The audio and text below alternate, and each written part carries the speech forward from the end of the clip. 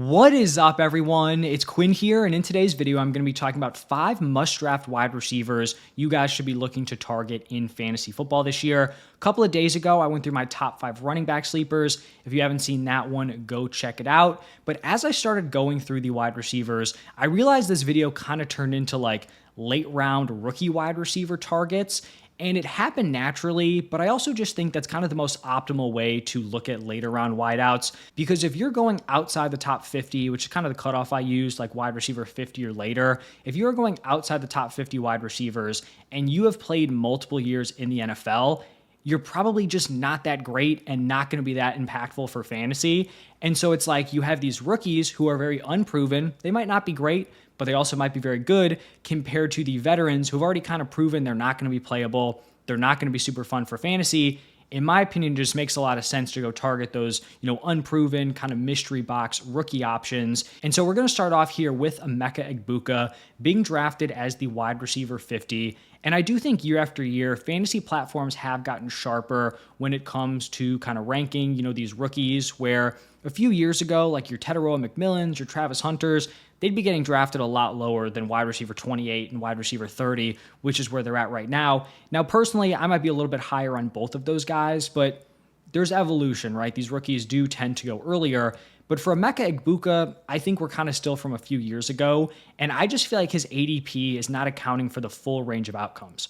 I could understand, you look at the depth chart, you see he's the wide receiver 3 behind 2 very good wide receivers in Mike Evans and Chris Godwin, and you're going to say, how's he ever going to outproduce those guys? How are you ever going to feel confident, starting a rookie third wide receiver on an offense in your fantasy football lineup?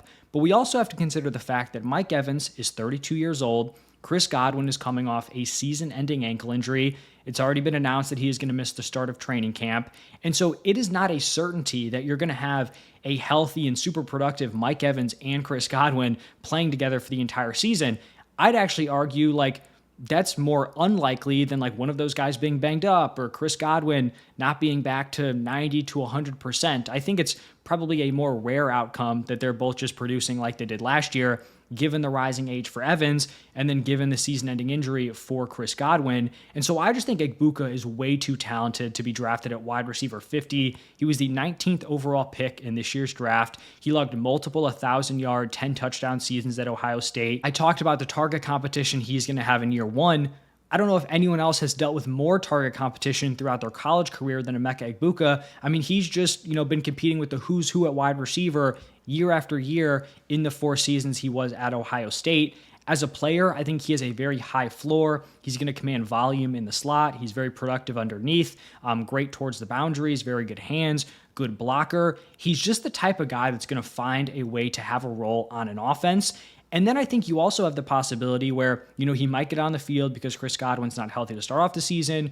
Mike Evans gets injured, whatever it might be. It's also possible he's just too good to take off the field. And you have a guy like Matthew Golden, who's being drafted as the wide receiver 44, almost 2 rounds earlier in drafts. And admittedly, I do think Golden is in the much better situation. But talent-wise, I think Emeka Egbuka is the infinitely better prospect than a Matthew Golden. And situation isn't everything, especially at the wide receiver position, where targets are earned, not given. When you fall into the trap of oh, look at this landing spot. Look, they're, competing with no other top wide receivers. That's where you end up drafting a Jalen Reagor over a Justin Jefferson. I know it's an extreme example, but that is something that happened where it's okay, Reagor can be the wide receiver 1, Jefferson competing with Adam Thielen, who's a very good wide receiver, also led to some people fading a Malik Neighbors last year, where it's yeah, he's a good wide receiver, but the situation's terrible. All right, well, you miss out on the wide receiver 6 in points per game just because you didn't like the situation when the talent was clearly there. And then you also have the examples of a Keon Coleman to the Bills, a Quentin Johnston to the Chargers, where it's great situations, opportunities to be the number 1 weapon on a really good offense.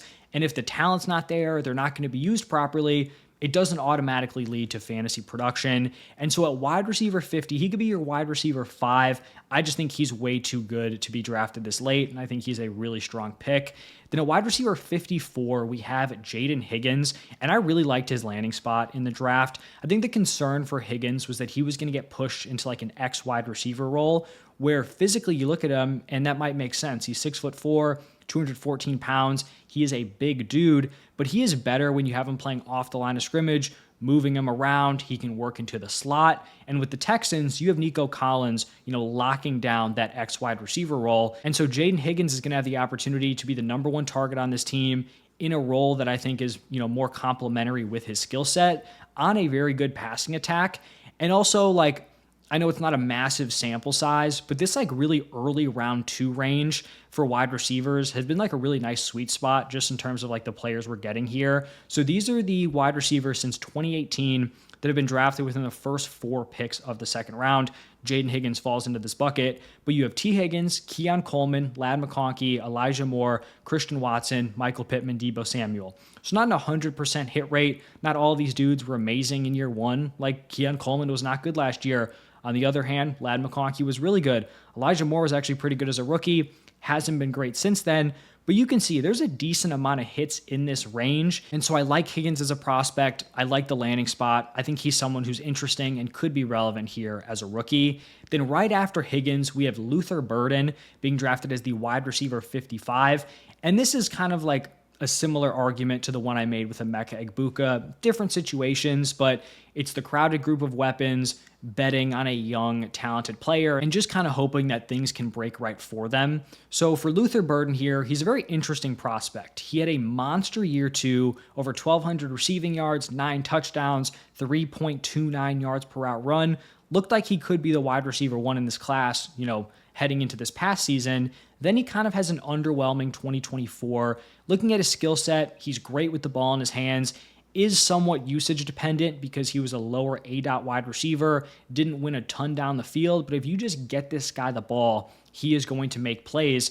So you can kind of throw him into the sketchy bucket of the Wan'Dale Robinsons, the Wan'Dale Moores, where they're just getting a lot of touches and they're productive in college, but it's just not going to work in the NFL. But Luther Burden is a much bigger wide receiver than those guys. He's a big dude. He's 6 foot tall, 206 pounds. He's much more built like his teammate, DJ Moore. Now, let me kind of make the case here for Luther Burden on how things could potentially work out. So starting off with DJ Moore, the vibes have just kind of been off here with DJ Moore over the last couple of seasons. He had just the bad body language last year, the kind of quitting on plays, the not blocking. And this is stuff that Ben Johnson has openly brought up to the media.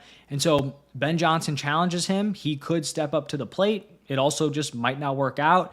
And I think kind of interestingly, Burden's skill set is very similar to DJ Moore. They're kind of in a similar archetype.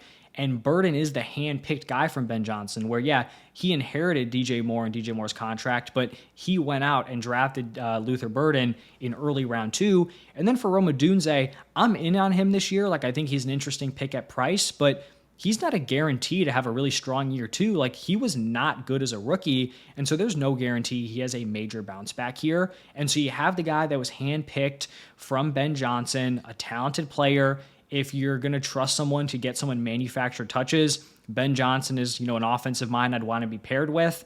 And so at wide receiver 55, I just think he's a really nice pick. Then going a couple wide receiver spots after, we have Tre Harris, the wide receiver 57. And the last week or so has just been really solid news for Tre Harris. You had the retirement of Mike Williams, which I think just could jumpstart Tre Harris and getting more opportunities. And then you also had him signing his rookie contract, where a lot of those second rounders were holding out. Now he's going to be able to practice. Everything should be good there. And this X wide receiver spot for the Chargers really is wide open. You had Quentin Johnston kind of playing that role last year, but it's really just miscasting his skill set. And even in that role, he still, hit 700 receiving yards, 8 touchdowns in 15 games. Tre Harris is a big play, deep threat. We've seen Justin Herbert wants this big body, physical wide receiver who he can, throw jump balls to deep down the field. And he tried that with Quentin Johnston. Johnston just wasn't that guy. It was not the right skill set. It was not the right role. Now, Tre Harris isn't a super well-rounded wide receiver that can do everything and is going to come in and be a wide receiver 1 in year 1. I don't think that's in the range of outcomes here. He doesn't have a super well-rounded route tree, but I think he's a guy who could win on big plays. He could hit in the touchdown department.